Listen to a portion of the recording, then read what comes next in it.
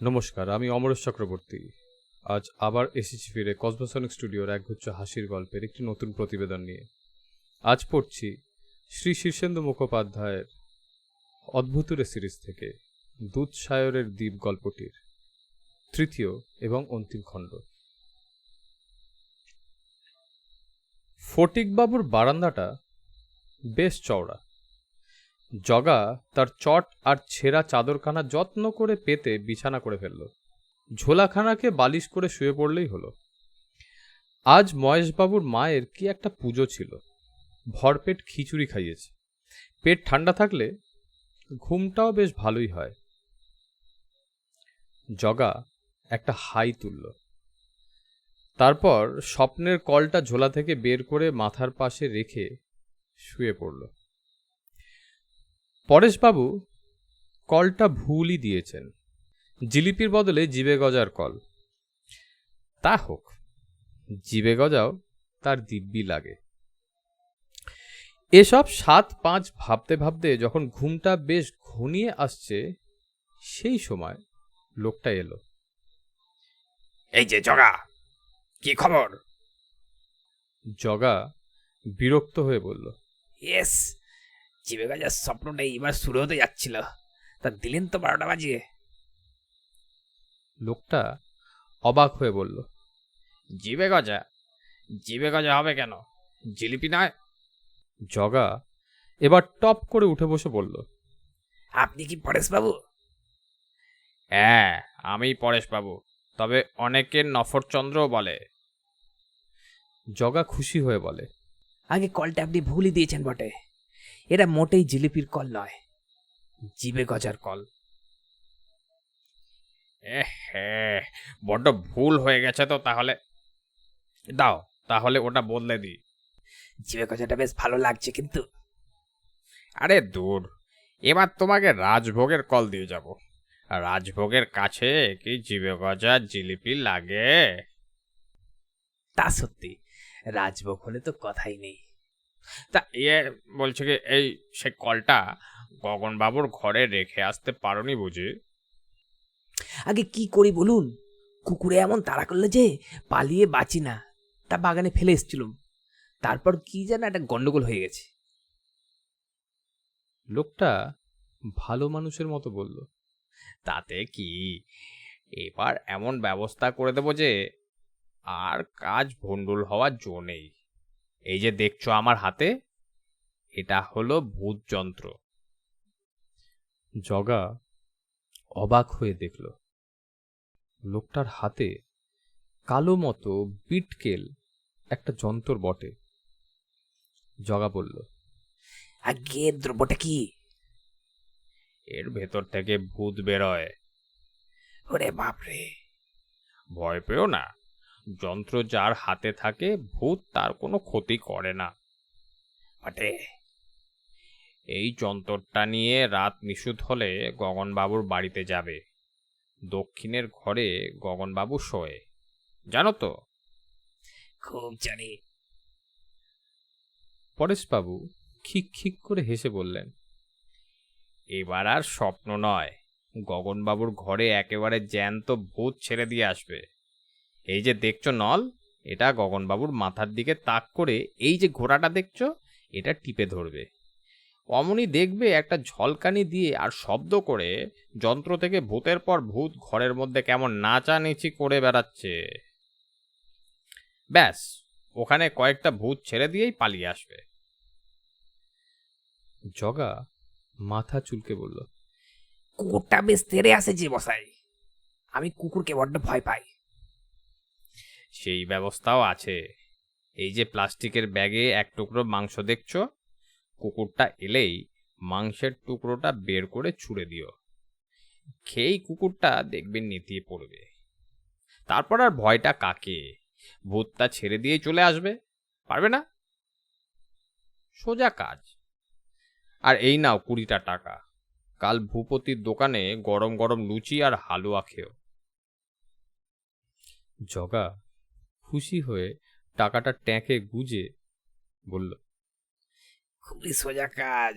সোজা সোজা কাজ দিচ্ছেন আপনি, মাঝে মাঝে শক্ত কাজও দেবেন কিন্তু। এ আর বেশি কথা কি, তোমার মতো যোগ্য লোক আর আছেই বা কটা। তা আজ রাতেই একটা শক্ত কাজ করবে নাকি? যদি করো তো আরো 20টা টাকা আগাম দিয়ে যাই। আগে কি যে বলেন, শক্ত কাজ না পারার কি আছে মশাই? সারাদিন আমি কত শক্ত শক্ত কাজ করে বেড়াই জানেন। এই ধরুন গাছে উঠে পড়লুম, ফের নেমে এলুম। তারপর ধরুন এই এত বড় একটা ঢিল তুলে ওই দূরে ছুড়ে দিলুম। তারপর ধরুন দুধ সায়রতে ঘটির পর ঘটি জল তুলে ফের দুধ সায়রেই ঢেলে দিলুম। বাহ, এসব তো অতি কঠিন কাজ। তাহলেই বলুন। বলেই ফেলি তবে, হ্যাঁ, কেমন? আসলে গগনবাবুর ঘরে ভূত ছেড়ে দিয়েই তুমি ভূত যন্ত্রটা নিয়ে সোজা রাজবাড়িতে চলে যাবে। তা গেলুম। গিয়ে হড়ুয়া আর তার ভাই কেলোকে দেখতে পাবে। রাতে দুজনেই থাকে। যন্ত্রটা তুলে ঘোড়া টিপে ধরে থাকবে কিছুক্ষণ। দেখবে গোল্লা গোল্লা ভূত গিয়ে ওদের এমন তাড়া করবে যে ভয়ে দুজনে মাটিতে কুমড়ো গড়াগড়ি যাবে। সেই ফাঁকে হড়ুয়ার ট্যাগ থেকে চাবিটা সরাতে তোমার একটুও কষ্ট হবে না। হবে নাকি? আরে না না, এ তো সোজা কাজ। ব্যাস, তোমাকে আর কিচ্ছু করতে হবে না। চাবিটা হাতে নিলেই আমি হাজির হয়ে যাব। জগা একটু ক্ষুব্ধ স্বরে বলল, কেন, সুলটা নিয়ে গিয়ে দুধ সায়রের দ্বীপে রেখে আসতে হবে না? বামাচরণ বাবুর সঙ্গে সেরকম কথাই তো ছিল। না না, সেসব আমিই করবক্ষণ। তাহলে কাজটা যে বেজায় সোজা হয়ে যাচ্ছে মশাই। পরেশবাবু একটু চিন্তিত হয়ে বললেন, আচ্ছা ঠিক আছে, ভেবে দেখবক্ষণ। ভাবা ভাবির কি আছে পরেশবাবু? পটল জেলের নৌকাটা ঘাটে বাঁধাই থাকে, সুলটা নৌকায় চাপিয়ে বৈঠা মেরে পৌঁছে দেবো খন। পরেশবাবু উঠে দাঁড়িয়ে বললেন, আর দেরি করা ঠিক হবে না জগা, রওনা হওয়া যাক। এই যাচ্ছি। আচ্ছা পরেশবাবু, আপনি লম্বা না বেটে? কেন বলো তো? আরে ঠাকুর মশাই জিজ্ঞেস করছিলেন, তা আমি বললুম বেটে, কিন্তু উনি বলছেন লম্বা। কোনটা ঠিক? তোমার কথাটাই ঠিক, আমি বেজায় বেটে। তাহলে এবার বেরিয়ে পড়া যাক। হ্যাঁ, চলো।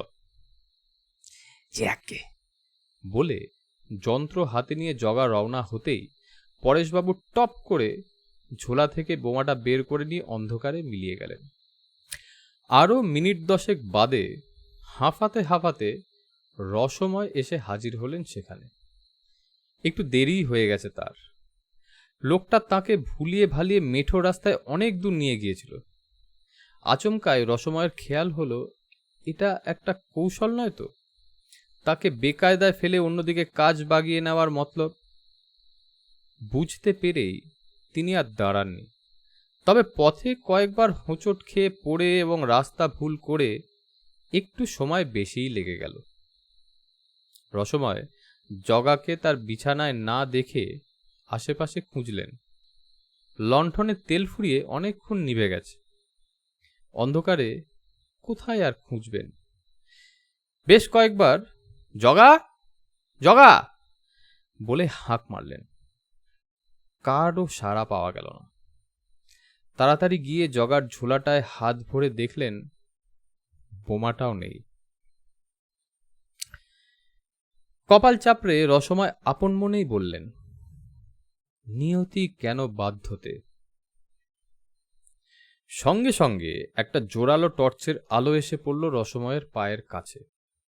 মদন হাজরা বলে উঠলেন, কি শ্লোকটা বললেন ঠাকুরমশাই? এই আগে বলছিলুম কি নিয়তি কেন বাধ্যতে। আহা হা, অপূর্ব অপূর্ব। এইসব ভালো ভালো কথা ছাড়া কি আপনাকে মানায়? লাখ কথার এক কথা। আমিও তো তাই বলি, ওরে পাপি তাপিরা, নিয়তি কেন বাধ্যতে? তোদের নিয়তি তোদের খাবে রে বাপু। তবে কেন যে আমাদের এত হয়রান করিস, এত দৌড়ঝাঁপ করাস, হেদিয়ে মারিস, তা বুঝি না বাবা। ঠিক কি না ঠাকুরমশাই? আগে আপনি দণ্ডমুণ্ডের কর্তা, আপনার মুখ থেকে কি ভুল কথা বেরোতে পারে? তা আপনার জগা কোথায়? সেটাই তো সমস্যা, তাকে খুঁজে পাচ্ছি না। তার মানে সে গেল কোথায়? রসময় সরু গলায় বললেন, বড়বাবু, আমার মনটা বড় কু গাইছে। কু গাইছে? তার মানে কি? আগে খারাপ কিছু হবে বলে মনে হচ্ছে। ও, তাই বলুন। আমি ভাবলাম যে এই রাতে আপনার বুঝি গান বাজনার শখ হলো। কিন্তু কু গাইছে কেন? হ্যাঁ,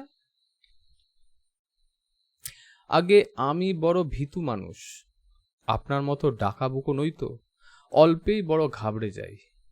তাই জগার ঝোলার মধ্যে বোমাটাও নেই দেখছি। হ্যাঁ, তাহলে কি সে বোমা নিয়ে খুন খারাপি করতে বেরিয়ে পড়েছে নাকি? এ তো বিপদের কথা হলো মশাই। ওরে, তোরা সব চারদিকে ছড়িয়ে পড় বাপ, জগাকে খুঁজে বের করতেই হবে। সিপাহীরা তাড়াতাড়ি যে যেদিক পারল দৌড় লাগালো। মদন হাজরা রসময়ের দিকে চেয়ে বললেন, আচ্ছা ঠাকুর মশাই, ভূত বলে কি কিছু আছে? রসময় অবাক হয়ে বলেন, আগে কখনো দেখিনি, তবে আছে বলেই তো শুনি। কেন বলুন তো বড়বাবু? মদন হাজরা মাথা নেড়ে বললেন, আমি ভূতে টুতে মোটেই বিশ্বাস করি না, কিন্তু কয়েকটা ছেলে গতকাল বাতাসা দ্বীপে পেয়ারা পাড়তে গিয়েছিল। সেখানে নাকি তারা একটা লম্বা সাদা ভূত দেখে ভয়ে পালিয়ে আসে। এদের মধ্যে আমার ছেলেও ছিল। কয়েকজন জেলেও বলেছে তারা দুধসাগরে মাছ ধরার সময় একটা ঢ্যাঙা ভূতকে বাতাসা দ্বীপে দেখতে পায় মাঝে মাঝে। ভয়ে আর কেউ দ্বীপটার কাছে যায় না। ভাবছি কাল একবার সরেজমিনে হানা দিয়ে দেখে আসি। যে আগে গেলেই হয়, তবে কিনা আপনাকে যেতে দেখলে ভূত কি আর বাতাসা দ্বীপে ঠ্যাং ছড়িয়ে বসে থাকবে বড়বাবু? তারও কি ভয় ডর নেই? পালাবে বলছেন? মাথা নেড়ে রসময় বললেন, ভূত প্রেত বলে তো আর তাদের ঘাড়ে দুটো করে মাথা গজায়নি যে আপনার সঙ্গে মোকাবেলা করতে যাবে। কথাটায় বাড়াবাড়ি থাকলেও মদন হাজরা খুশি হলেন। বললেন, তাহলে আর গিয়ে লাভ কি? কিছুই না, কিছু না। বাতাসা দ্বীপের ভূতের কথা রসময়ও জানেন। তিনি এও জানেন মদন হাজরা গিয়ে হাল্লা মাচিয়ে যা করবেন তাতে ভূতের কিছুই হবে না, বরং তারা সাবধান হয়ে যাবে। মদন হাজরা বিদায় নেওয়ার পর রসময় বারান্দায় বসে গভীর চিন্তা করলেন। তার মনের মধ্যে একটা কিছু যেন টিকটিক করছে, ঠিক করতে পারছেন না কি। জগা পাগলাকে পিস্তল দেওয়া হলো বাঘ মারার জন্য নাকি মানুষ মারার জন্য? শুলটা চুরি করতে গেলে জগা পাগলাকে গুলি চালাতেই হতো, তাহলে কে মারা পড়ত? হরুয়া? বোমাটা গগনবাবুর ঘরে রেখে আসতে বলা হয়েছিল, কে মারা পড়ত তখন? গগনবাবু।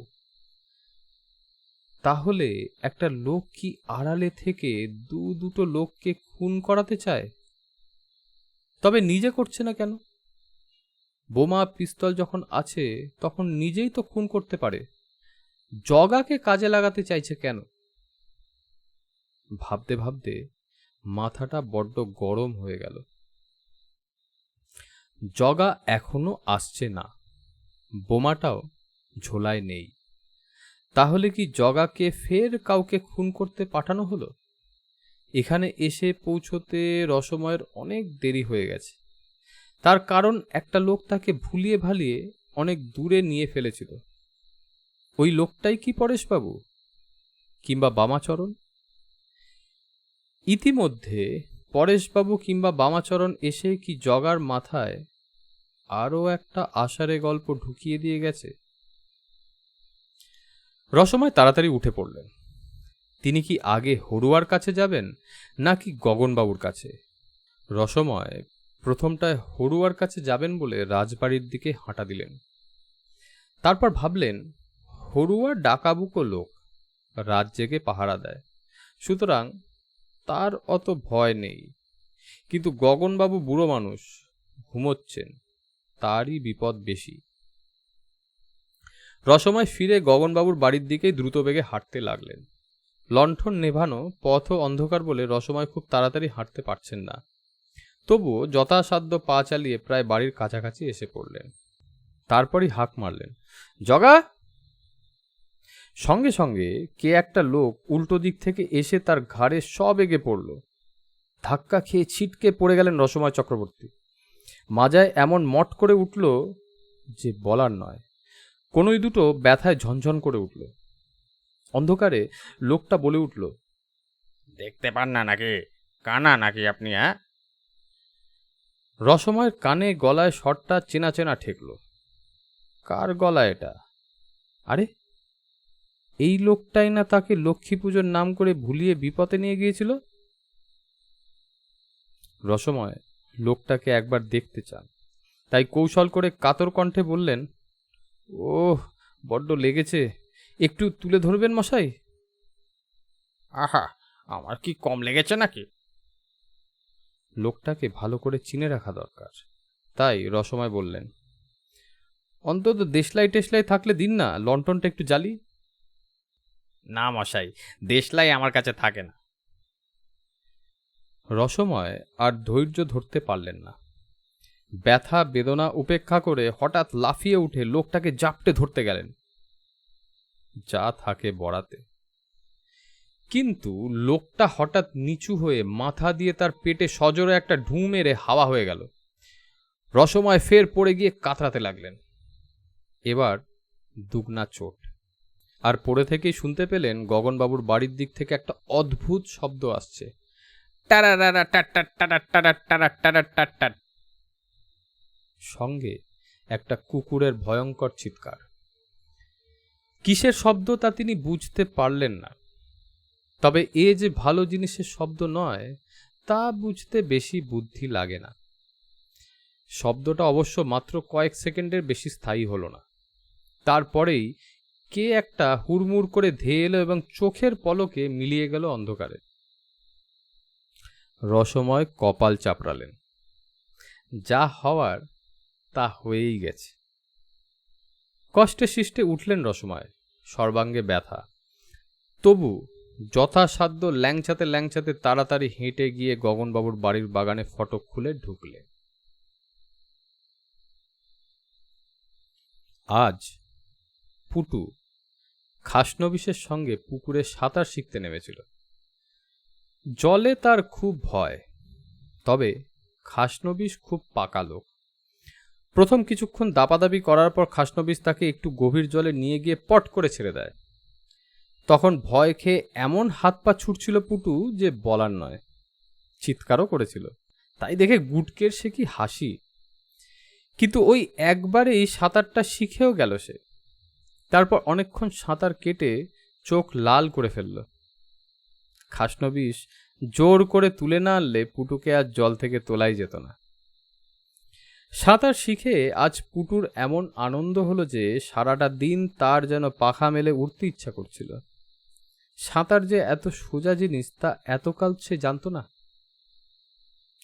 দুপুরে খাওয়ার সময় সে দাদুকে সাঁতার শেখার গল্পটা খুব জাঁক করে বলছিল, কিন্তু দাদু ভারী অন্যমনস্ক, কেবল হুঁ দিয়ে যাচ্ছিলেন।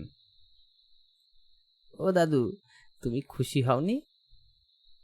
হ্যাঁ বাবা, খুব খুশি হয়েছি। তবে হাসছো না যে? হাসেনি?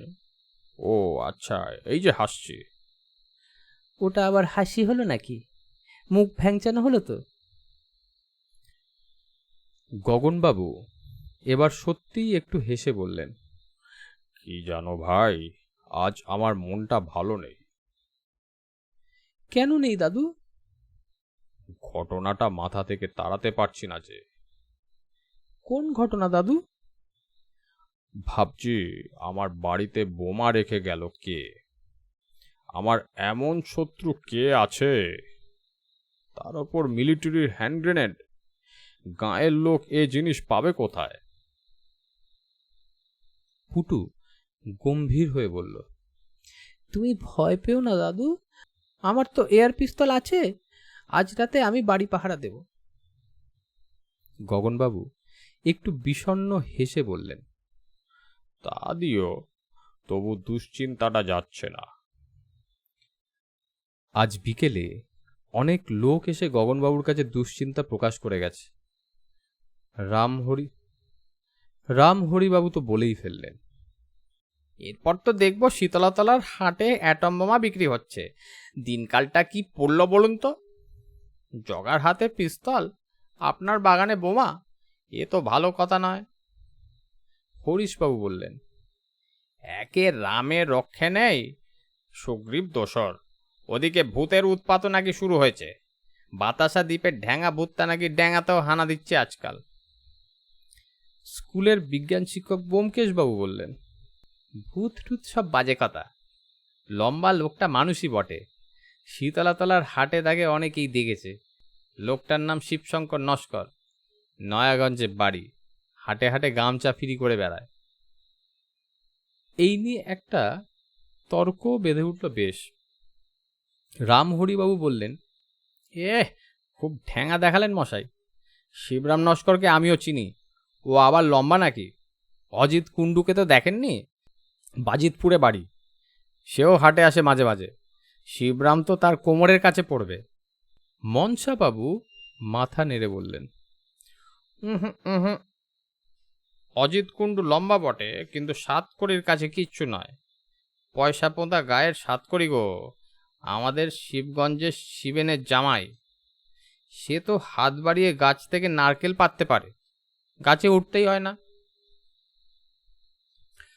ব্যোমকেশবাবু টেবিলে চাপড় মেরে বললেন, কথাটা লম্বা নিয়ে নয়, ভূত নিয়ে। কথা হলো বাতাসা দ্বীপে একটা ঢ্যাঙা ভূতের কথা শোনা যাচ্ছে। যারা মাছ টাছ ধরতে যায় তারা নাকি দেখেছে। তা গাঁয়েগঞ্জে এরকম ভূত দেখা নতুন কিছু নয়। এসব কুসংস্কার ভেঙে ফেলা দরকার। রামহরি খিচিয়ে উঠে বললেন, আপনি কি বলতে চান? হ্যাঁ, ভূত নেই? ব্যোমকেশবাবু বুক চিতিয়ে বললেন, নেই তো। তাহলে বলি, আপনার বিজ্ঞান পড়া বিদ্যে ওসব বুঝতে পারবে না। সাহস থাকলে নীলগঞ্জে প্রতাপ রাজার বাগান বাড়িতে একটা রাত কাটিয়ে আসুন দেখি। বিজ্ঞান ভুলে রাম নাম নিতে পথ পাবেন না।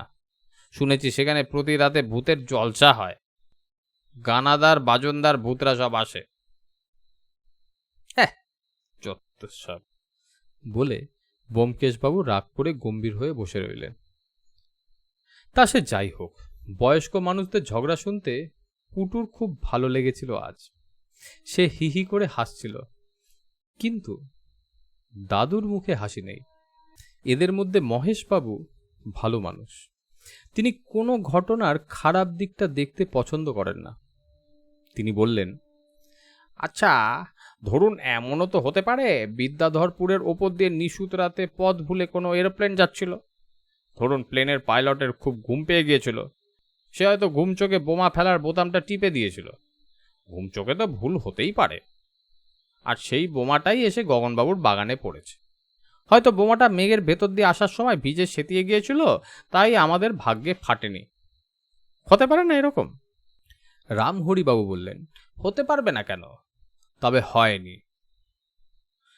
গগনবাবু গম্ভীর গলায় বললেন, এরোপ্লেন থেকে এ ধরনের বোমা ফেলা হয় না মহেশবাবু। দাদুর মুখে একটু হাসি না দেখে আজ পুটুর মনটা বড্ড খারাপ লাগছিল। গায়ের লোকেরা বিদেয় হলে সে দাদুর গলা জড়িয়ে ধরে বলল, তুমি এত ভাবছো কেন দাদু? কি হয়েছে? গগনবাবু তার মাথায় হাত বুলিয়ে দিয়ে বললেন, অনেক কথা ভাবছি দাদু। একটা গভীর ষড়যন্ত্র মনে হচ্ছে। নইলে প্রতাপ রাজার শুলটা হাতাতে চাইবে কেন? বুঝলে ভাই, আমার মনটা আজ সত্যিই ভালো নেই। রাতে যখন পুটু খেয়ে দিয়ে মায়ের পাশে শুতে গেল, তখনও দাদুর গম্ভীর মুখটা সে ভুলতে পারছে না। বিদ্যাধরপুরে এলেই দাদুই তার সারাদিনের সঙ্গী। কত গল্প হয়, হাসি ঠাট্টা হয়, খেলা হয় দাদুর সঙ্গে। কিচ্ছু হচ্ছে না সকাল থেকে। পুটু হয়তো ঘুমিয়েই পড়তো, কিন্তু সাঁতার কেটে আজ তার হাত পায়ে খুব ব্যথা। মা ঘুমিয়ে পড়ার পরও সে অনেকক্ষণ জেগে রইল। তারপর ভাবল, উঠে বরং বাড়িটা পাহারা দিই। সে গিয়ে প্রথমেই খাসনবিশকে জাগালো। ও খাসনবিস্তা, খাসনবিস্তা দা, ওঠো ওঠো।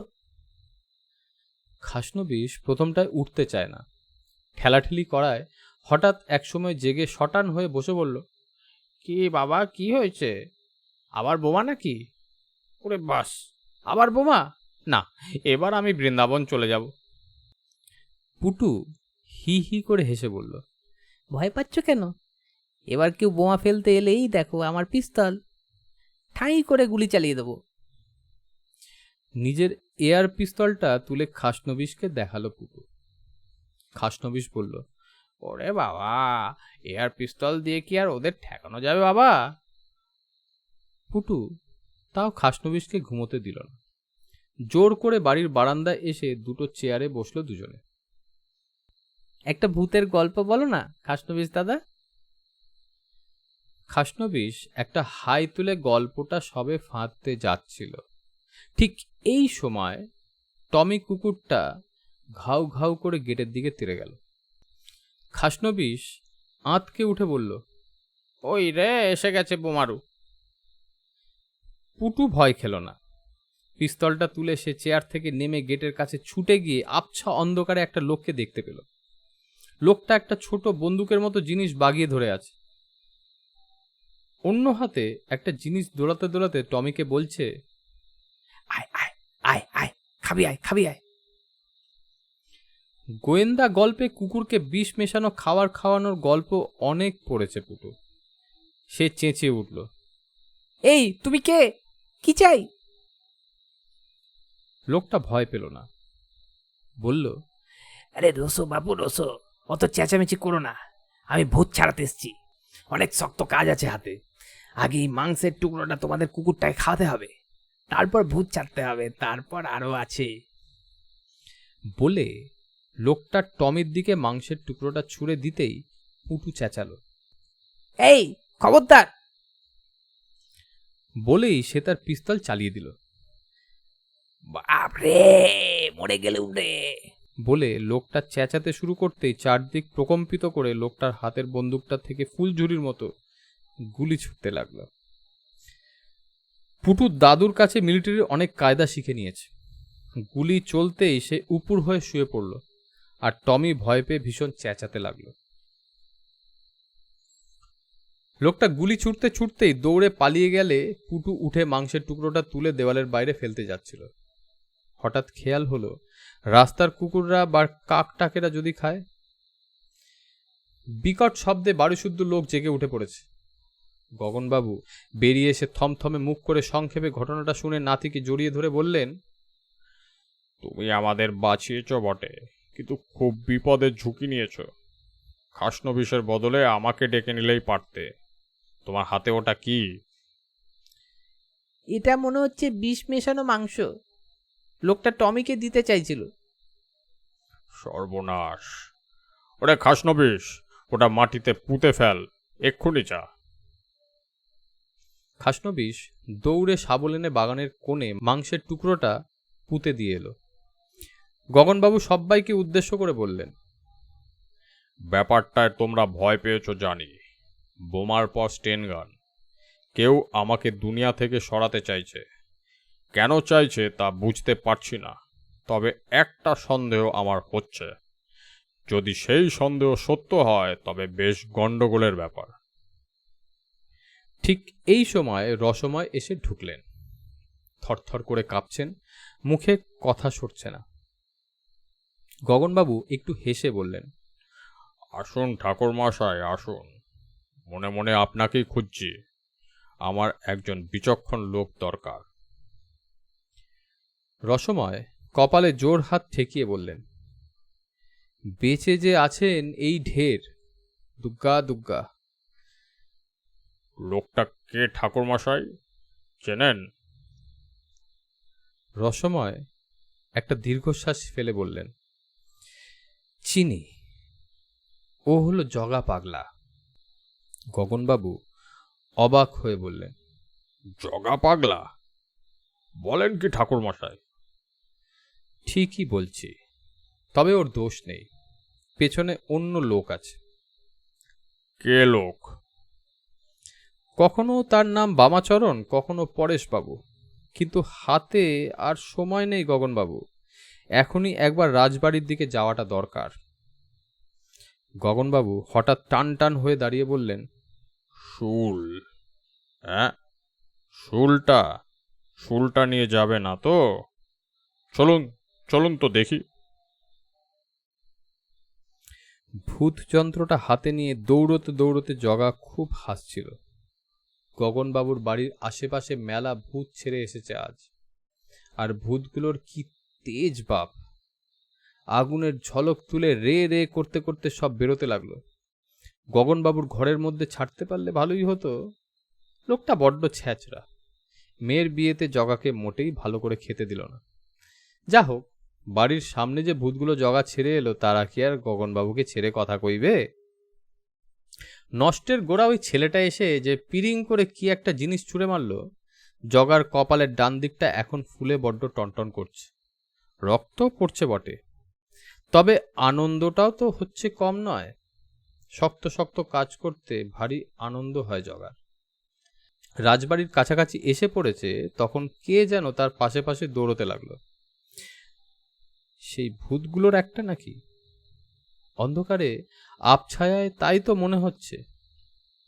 জগা চোখ পাকিয়ে বলল, যা যা, এখানে কি? যেখানে ছেড়ে এসেছিস সেখানে গিয়ে দমাদমি কর, যা।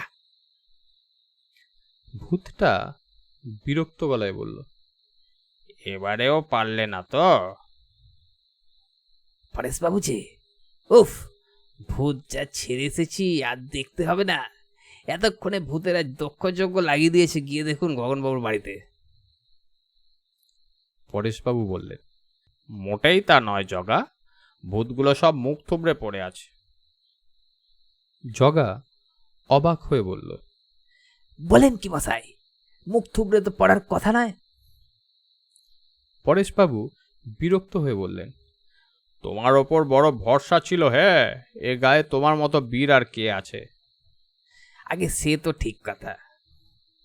নিজে পারলে অবশ্য তোমাকে কষ্ট দিতাম না, কিন্তু ওইখানেই যে মুশকিল, নিজে হাতে মশা মাছিটা অবধি মারতে পারি না আমি।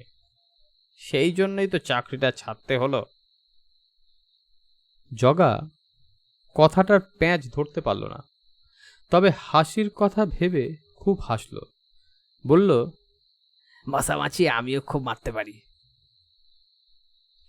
রাজবাড়ির দেউড়ির উল্টো দিকে জগাকে নিয়ে ঠেলে দাঁড় করিয়ে পরেশবাবু বললেন, এবার যেন ভুল না হয় দেখো। জগা বলল, না না, ভুল হবে কেন? সোজা কাজ। তবে কাজটা যেন কি বললেন পরেশবাবু? ওই যে দেউরির বাইরে হাড়ুয়া আর রামুয়া দু ভাই পাহারা দিচ্ছে, দেখেছ? দুজনের হাতেই পাকা বাঁশের লাঠি। ও আর কি দেখবো, রোজ দেখছি। তাহলে এবার এগিয়ে যাও, একেবারে কাছাকাছি গিয়ে যন্ত্রটা ভালো মতো তাক করে ভূতগুলো ছেড়ে দিয়ে এসো। এবার যেন আর কাজ পণ্ড করে দিও না। আরে না না, ভুল হবে না। তা এরপর আরো শক্ত কাজটা দেবেন তো পরেশবাবু? মেলা কাজ পাবে, কাজের অভাব কি? জগা খুশি হয়ে বলল, কেউ কাজ দেয় না জানেন মশাই, তাই বসে থেকে থেকে আমার গায়ে শুয়োপোকা ধরে গেল। এইসব কাজকর্ম নিয়ে থাকলে সময়টাও কাটেও ভালো। হ্যাঁ হ্যাঁ, তো এবার যাও, কাজটা উদ্ধার করে এসো দেখি। যাকে ভূত ছাড়া ভারী মজার কাজ। জগা ভূত যন্ত্রটা বগলে নিয়ে গট গট করে এগিয়ে গেল। কাজ খুবই সোজা। দেউড়ির মাথার একটা ডুম জ্বলছে, সেই আলোয় হরুয়া এবং রামুয়াকে স্পষ্ট দেখা যাচ্ছে। জগা যন্ত্রটা তুলে ঘোড়া টিপে ধরল, আর সঙ্গে সঙ্গেই আগুনের ঝলক তুলে রাশি রাশি ভূত ছুটে যেতে লাগলো হরুয়া আর রামুয়ার দিকে। ভূতগুলোর কি তেজ, কি শব্দ! বাবারে, যন্ত্রটা তার হাতের মধ্যে লাফাচ্ছে যেন। দেউড়ির আলোটা চুরমার হয়ে অন্ধকার হয়ে গেল চারদিক। ঝপঝপ করে কি যেন খসেও পড়ল। হরুয়া আর রামুয়া বিকট চিৎকার করে উঠল, বাপরে, গেছি রে! তারপরই জায়গাটা একদম নিস্তব্ধ হয়ে গেল। পরেশবাবু পেছন থেকে এসে যন্ত্রটা জগার হাত থেকে নিয়ে বললেন, বাহ, এই তো দিব্যি পেরেছ দেখছি। জগা একগাল হেসে বলল, আর এমন কি, তা আর ভূত তো ছাড়তে হবে না? পরেশবাবু যন্ত্রটা একটু নাড়া দিয়ে বললেন, ভূত শেষ হয়ে গেছে, আবার ভূত বললে তবে ভূত ছাড়তে পারবে। এখন চলো, অনেক কাজ আছে। পরেশবাবু একটা টর্চ জেলে দেখলেন হরুয়া আর রামুয়া মাটিতে চিৎপটাং হয়ে পড়ে আছে। দুজনেরই কপাল আর শরীর রক্তে মাখামাখি। পরেশবাবু নিচু হয়ে হরুয়ার ট্যাগ থেকে একটা ভারী চাবির গোছা বের করে নিয়ে বললেন, এবার শুল। জগা হরুয়া আর রামুয়ার রক্তাক্ত অবস্থা দেখে বলল, আচ্ছা মশাই, ভূতেরা কি মারধর করেছে? তা করেছে। কিন্তু মারধর তো কথা ছিল না, শুধু ভয় দেখানোর কথা ছিল। বেয়াদবদের মারধরও করতে হয়। এবার চলো, চটপট কাজ ছেড়ে ফেলি। জগার একটু ধন্দ লাগছিল, তার মাথাটাও হঠাৎ ঝিমঝিম করছে। তবু সে পরেশবাবুর পিছু পিছু চলল। দেউড়ির ফটক ঠেলে পরেশবাবু ঢুকলেন। রাজবাড়ির মস্ত কাঠের দরজার চাবি দিয়ে খুলতে তার মোটেই সময় লাগলো না। পরপর কয়েকটা ঘর পার করে একটা ঘরের বন্ধ দরজা খুললেন পরেশবাবু। টর্চের আলোয় দেখা গেল ঘরের দেওয়ালে কাঠের স্ট্যান্ডে থরে থরে প্রতাপ রাজার অস্ত্রশস্ত্র সাজানো। বিশাল ধনুক, মস্ত তলোয়ার, প্রকাণ্ড ভল্ল, বিপুল গদা, কোনোটাই মানুষের ব্যবহারের উপযোগী নয়। এতই বড় আর ওজনদার সব জিনিস সেগুলো। পরেশবাবুর টর্চের ফোকাসটা স্থির ছিল শুলটার ওপর। শুলটাও দেওয়ালের গায়ে একটা কাঠের মস্ত স্ট্যান্ডে শোয়ানো। এসো হে জগা, একটু কাঁধ দাও। যে আগে দুজনে মিলেও শুলটা তুলতে বেশ কষ্টই হলো। শুলটা বয়ে দুধসাগরের দিকে হাঁটতে হাঁটতে হঠাৎ জগা জিজ্ঞেস করল, আচ্ছা পরেশবাবু, হরু আর রামুয়া মরে যায়নি তো? পরেশবাবু চাপা গলায় বললেন, মরলে তো তুমি বাহাদুর। আজ অবধি আমি কাউকে মারতে পারলাম না, তা জানো? আমার ওই একটাই দুঃখ। দুধসাগরের অনেক ঘাট, সব ঘাট ব্যবহার হয় না। সেরকমই একটা অব্যবহৃত ঘাটে একটা ডিঙি নৌকা বাঁধা। পরেশবাবু সাবধানে ডিঙির ওপর শুলটা শুইয়ে রাখলেন। তারপর জগার হাতে 5টা টাকা দিয়ে বললেন, যাও, গিয়ে ঘুমাও। কাল সকালে ওই টাকা দিয়ে জিলিপি খেও। কিন্তু জগা পাগলার হঠাৎ যেন কিছু পরিবর্তন ঘটে গেল। টাকাটা হাত ঝেড়ে ফেলে দিয়ে হঠাৎ জগা চেঁচিয়ে উঠল, মোটেই ওটা ভূত যন্ত্র নয়, ওটা বন্দুক। আপনি আমাকে দিয়ে খুন করালেন পরেশবাবু। পরেশবাবু একগাল হেসে বললেন, কেন, খুন করে তোমার ভালো লাগছে না? একটা খুন করতে পারলে আমার কত আনন্দ হতো জানো? জগা হঠাৎ পরেশবাবুকে জাপটে ধরে চেঁচিয়ে উঠল, আপনাকে আমি ছাড়বো না, পুলিশে দেব। ঠিক এই সময় পেছনের অন্ধকার থেকে একজন লম্বা, খুব লম্বা লোক এগিয়ে এলো। তার হাতে উল্টো করে ধরা একটা পিস্তল। লোকটা পিস্তল তুলে তার ভারী বাঁট দিয়ে সজোরে জগার মাথার পেছনে মারল। সঙ্গে সঙ্গে অজ্ঞান হয়ে পড়ে গেল জগা। লোকটা জগার দেহটা টেনে ঘাটের আগাছার জঙ্গলে ঢুকিয়ে দিয়ে নৌকায় উঠে পড়ল। তারপর দুজনে চটপট হাতে বৈঠা মেরে তীব্র গতিতে বাতাসা দ্বীপের দিকে এগোতে লাগলো। একটু বাদে যখন গায়ের লোকজন এসে রাজবাড়িতে হাজির হয়ে রামু আর হারুয়ার অবস্থা দেখল, তখন সকলেই হায় হায় করতে লাগলো। রসময় একটা দীর্ঘশ্বাস ছেড়ে গগনবাবুকে বললেন, নির্দোষ পাগলটা খুনের দায়ে এবার ফাঁসিতে না ঝোলে। গগনবাবু টর্চের আলোয় ভালো করে হরুয়া আর রামুয়াকে দেখে বললেন, ভয় নেই, এদের কারো গায়ে স্টেন গানের গুলি লাগেনি, মরেওনি। মনে হচ্ছে আনাড়ি হাতে এলোপাথারি গুলির ঘায়ে দেউড়ির বাতিদানটা খসে হাড়ুয়ার গায়ে পড়েছিল, আর দেওয়ালের মস্ত চাবড়া খসে রামুয়ার মাথার চোট হয়েছে। তবে চোট সাংঘাতিক কিছু নয়, দুজনেই শক্ত ধাতের লোক, কিচ্ছু হবে না। গগনবাবুর পিছু পিছু গাঁয়ের লোকেরা রাজবাড়ির ভেতরে ঢুকে দেখল প্রতাপ রাজা শুল হাওয়া। গগনবাবু গম্ভীর গলায় মদন হাজরাকে বললেন, মদন বাবু, এখন একটা নৌকার ব্যবস্থা করুন। আমাদের বাতাসা দ্বীপে যেতে হবে। তার আর কথা কি? ওরে গুলবাগ সিং, শিগগির গিয়ে ছেলেদের ঠেলে তোল। গগনবাবু বললেন, বেশি লোক নিয়ে যাওয়া চলবে না, শব্দ সারা হলে মুশকিল হবে। শুধু আপনি, আমি আর রসময় বাবু যাব, আর সঙ্গে গুলবাগ সিং। একটু বিবর্ণ মুখে মদন হাজরা বললেন, তা তো বেশ কথা, কিন্তু গগনবাবু, ওদের কাছে যে স্টেন গান আছে। তা থাক, আমাদের একটু ঝুঁকি নিতেই হবে। আপনার আর আমার দুজনের পিস্তলও আছে, তেমন হলে পাল্টা গুলি চালানো যাবে। চলুন। ঘণ্টাখানেক বাদে একটি ডিঙি নৌকা অন্ধকারে নিঃশব্দে এসে বাতাসা দ্বীপের একটা আগাছায় ভরা পাড়ে লাগল। চারজন নিঃশব্দে নামলেন। টর্চ না জেলে ধীরে ধীরে জঙ্গলের ভেতর দিয়ে এগোতে লাগলেন তারা। দেখা গেল বাতাসা দ্বীপটা গগনবাবুর একেবারে মুখস্থ। প্রকাণ্ড বাড়িটার সামনের দিক দিয়ে গেলেন না গগনবাবু। চাপা গলায় বললেন, উত্তর দিকে জমাদার যাওয়ার একটা দরজা আছে, সেটার খবর অনেকেই জানে না। গগনবাবু টর্চ না জেলেই ভাঙাছোড়া রাস্তায় খোয়া পাথর আর জঙ্গল ভেদ করে দরজাটার কাছে পৌঁছলেন। খুব সন্তর্পণে দরজাটা টানতেই ক্যাঁচ করে একটা সামান্য ফাঁক হলো। গগনবাবু একটু অপেক্ষা করলেন, তারপর ফের খুব সন্তর্পণে দরজাটা আবার টানলেন। আবার ক্যাচ করে একটা শব্দ।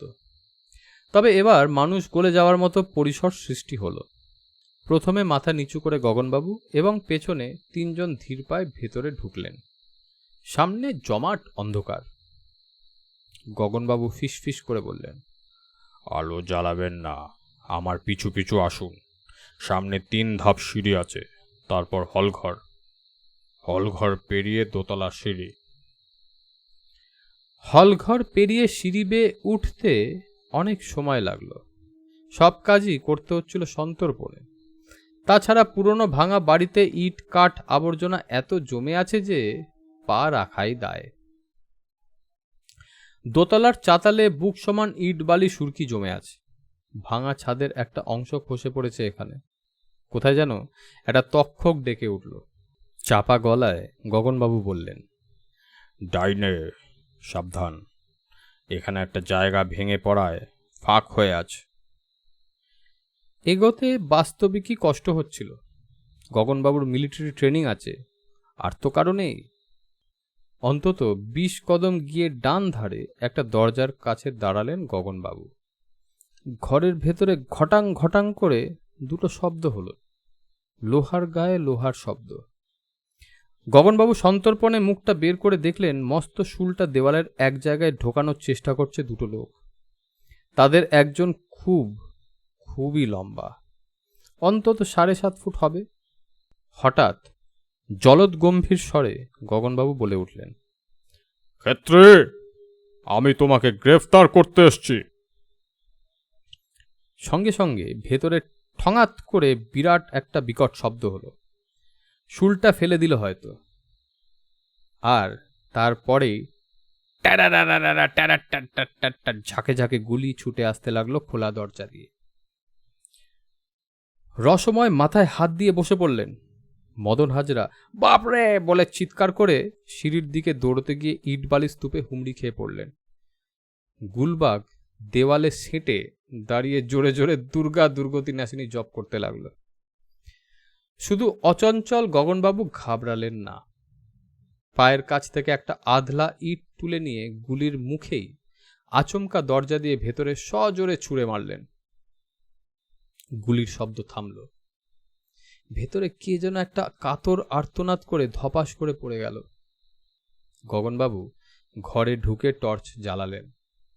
দেখা গেল লম্বা লোকটা মাথায় হাত দিয়ে বসে আছে। আঙুলের ফাঁক দিয়ে রক্ত গড়িয়ে নামছে। দ্বিতীয় লোকটা হাতে পিস্তল নিয়ে বিবর্ণ মুখে দাঁড়িয়ে আছে। গগনবাবুর স্টেন গানটা তুলে গুলির ম্যাগাজিনটা খুলে নিলেন। তারপর দ্বিতীয় লোকটার দিকে চেয়ে একটু হেসে বললেন, কি ক্ষেত্রে, গুলি করবে নাকি? তা চালাও দেখি গুলি, কেমন পারো তুমি। ক্ষেত্রী পিস্তল তুলল, ট্রিগারে আঙুলও রাখল, তারপর দাঁতে দাঁত চাপল, চোখ বুঝল, কিন্তু গুলি করতে পারল না। তার হাত থরথর করে কাঁপতে লাগলো। শেষে সে হঠাৎ হাউমাউ করে কেঁদে ফেলে বলল, না, পারছি না, পারছি না। গগনবাবু এগিয়ে গিয়ে তার হাতের পিস্তলটা তুলে নিলেন। লোকটা বাধা দিল না। দৃশ্যটা দেখে রসময় অবাক। হাতে পিস্তল থাকা সত্ত্বেও ক্ষেত্রী কেন গগনবাবুকে গুলি করল না সেটা তিনি বুঝতে পারলেন না। গগনবাবু হাঁক দিলেন, গুলবাগ সিং! গুলবাগ এবার বুক চিতিয়ে সামনে এসে দাঁড়ালো। বলুন স্যার। এই ঢ্যাঙা লোকটার হাতে হাত করা পড়াও। বহুত আচ্ছা স্যার, বলে গুলবাগ পটাং করে লোকটার হাতে হাত করা পরিয়ে বলল, আর উনি? গগনবাবু মাথা নেড়ে বললেন, একে পড়াতে হবে না। তারপর ক্ষেত্রীর দিকে ফিরে গগনবাবু শুধু বললেন, বিশ্বাসঘাতক, কাপুরুষ। মাঝবয়সী গাট্টা গোট্টা চেহারার ক্ষেত্রী নামের লোকটা মাথা নিচু করে দাঁড়িয়ে রইল। বন্দুক পিস্তলের মাঝখানে রসময় বড়ই অস্বস্তি বোধ করছিলেন। তবু কাঁপতে কাঁপতে বললেন, গগনবাবু, আপনার বড় দুঃসাহস। ওভাবে পিস্তলের মুখে দাঁড়িয়ে থাকা কি আপনার উচিত হয়েছে? মোটেই হয়নি। লোকটা গুলি করলে কি যে হতো। গগনবাবু একটা দীর্ঘশ্বাস ফেলে বললেন, রামলাল ক্ষেত্রীকে আপনি যদি চিনতেন তাহলে ওর পিস্তলের সামনে দাঁড়াতে আপনারও ভয় করতো না। মদন হাজরা গায়ের ধুলো ঝাড়তে ঝাড়তে দরজায় এসে দাঁড়িয়ে দৃশ্যটা দেখছিলেন। বললেন, লোকটা কে গগনবাবু? মিলিটারিতে আমার ব্যাটালিয়নে চাকরি করত, কিন্তু ও একটি অদ্ভুত সাইকোলজিক্যাল কেস। মিলিটারি হয়েও জীবনে কোনোদিন কাউকে মারতে পারেনি, এমনকি যুদ্ধের সময়ও না। মানুষ মারা তো দূরে থাক, একবার ফাঁদে পড়া একটা ইঁদুরকে মেরে ফেলতে বলেছিলাম ওকে, তাও পারেনি। তা বলে ওকে খুব অহিংস ভাববেন না যেন। নিজে মারতে না পারে বটে, কিন্তু অন্যকে দিয়ে খুন করাতে ওর আপত্তি তো নেই, বরং আগ্রহ আছে। খুন খারাপই বরং ও ভালোই বাসে এবং তা ঘটানোর জন্য সব আয়োজন করে দেয়, শুধু নিজে হাতে কাজটা করতে পারে না। যদি তা পারত তবে অনেক আগেই আমাদের উড়িয়ে দিত।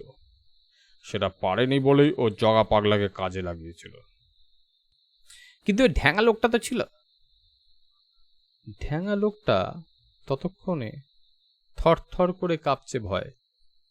গগনবাবু তার দিকে চেয়ে মাথা নেড়ে বললেন, একেও আমার খুব বলবান বা সাহসী বলে মনে হচ্ছে না, বরং সন্দেহ হচ্ছে পিটিউটারি গ্ল্যান্ডের গন্ডগোলে হঠাৎ ঢ্যাঙা হয়ে গিয়ে অসুবিধায় পড়ে গেছে শরীরটা নিয়ে।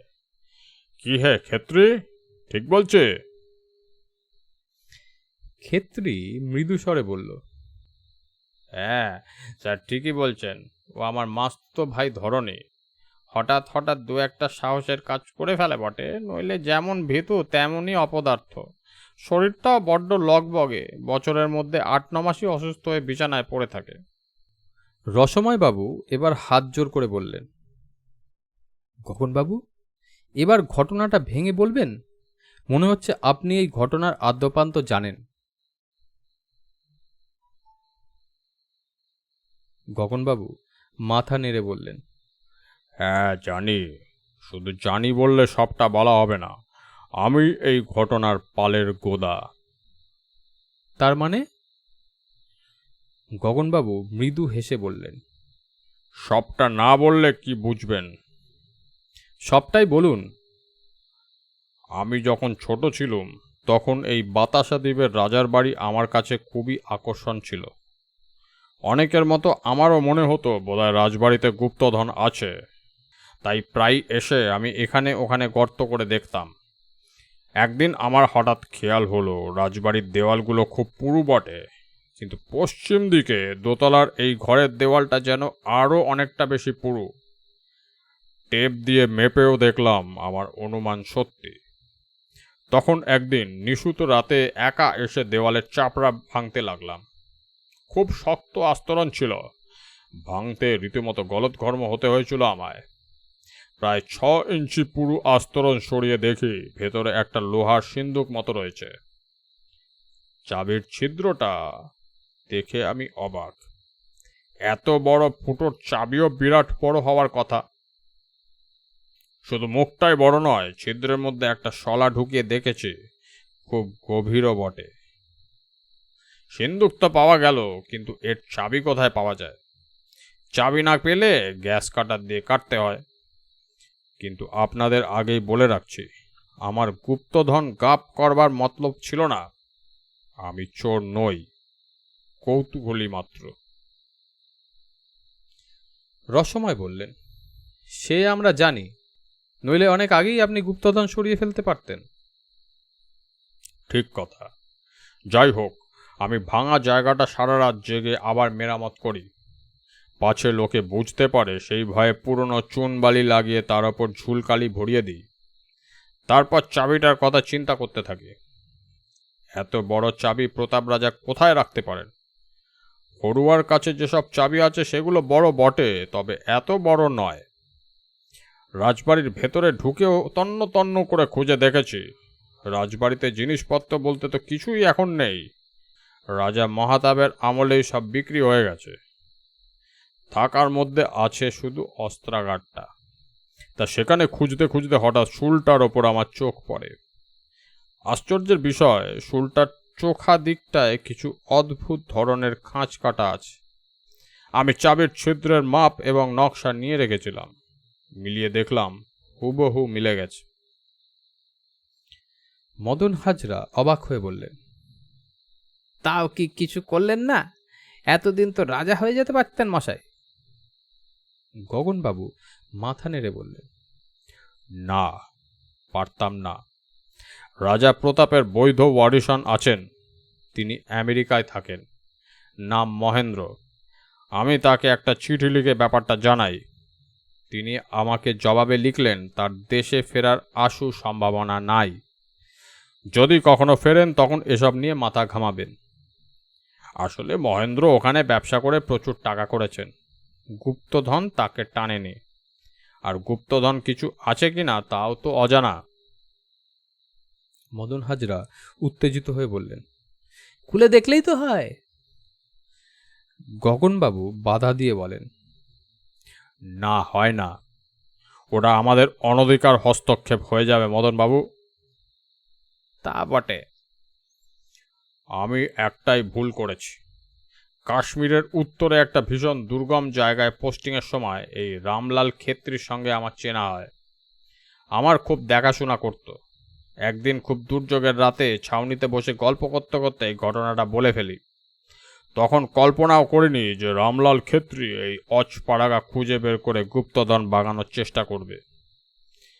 শুধু তাই নয়, সাক্ষী প্রমাণ লোপ করার জন্য আমাকেও ধরাধাম থেকে সরাতে চাইবে। লোভ যে মানুষকে কোথায় টেনে নামাতে পারে ভেবে শিউরে উঠছে। এবার থেকে বাতাসা দ্বীপেও পাহারা বসাবার ব্যবস্থা করতে হরুয়াকে বলতে হবে। ব্যাপারটা যখন জানাজানি হয়ে গেল তখন আর ঝুঁকি নেওয়া উচিত হবে না। সবাই এই সব শুনে নির্বাক হয়ে রইল। দুধসায়রের এক আঘাটায় খুব ভোরবেলা চোখ মেলে চাইল জগা। মাথাটা টনটন করছে বড্ড। চারদিকে ঝোপঝাড়ের মধ্যে সে পড়ে আছে কেন তা প্রথমে বুঝতে পারল না। তারপর ধীরে ধীরে সে উঠে বসল এবং সব ঘটনাই তার মনে পড়ে গেল। সে হঠাৎ টের পেল তার স্মৃতিশক্তি ঝকঝক করছে এবং পাগলামির চিহ্নমাত্র আর তার মাথায় নেই। ভারী স্বাভাবিক লাগছে তার, তবে মনটা অপরাধবোধে আচ্ছন্ন। সে ধীরে ধীরে উঠল, ভাবল থানায় গিয়ে নিজের অপরাধ কবুল করে ধরা দেয়। তা গিয়েও ছিল জগা, কিন্তু মদন হাজরা তাকে পাত্তাই দিলেন না। বললেন, যাও যাও যাও, ওসব ছোটখাটো অপরাধের জন্য গ্রেফতারের দরকার নেই। আসল কালপিট যে ধরা পড়েছে এই ঢের। বিকেলে গগনবাবুর বাড়িতে গাঁয়ের মেলা লোক জড়ো হয়েছে।